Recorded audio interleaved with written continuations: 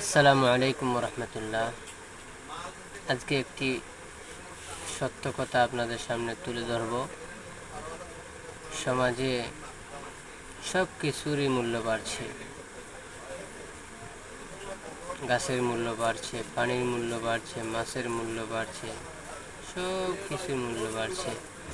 কিন্তু একটি চরম সত্য, দুঃখের বিষয় হলো সত্য, একমাত্র মানুষের মূল্য বাড়ছে না।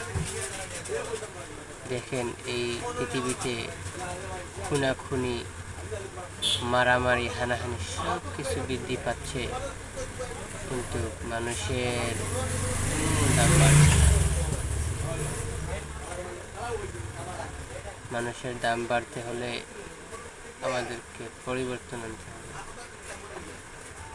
ইনশাআল্লাহ মানুষের দাম বাড়বে। আর যদি আমরা পরিবর্তন না আনি, তাহলে মানুষের দাম কখনো বাড়বে না। আল্লাহ আমাদের সবাইকে সঠিক বুঝ দান করুন।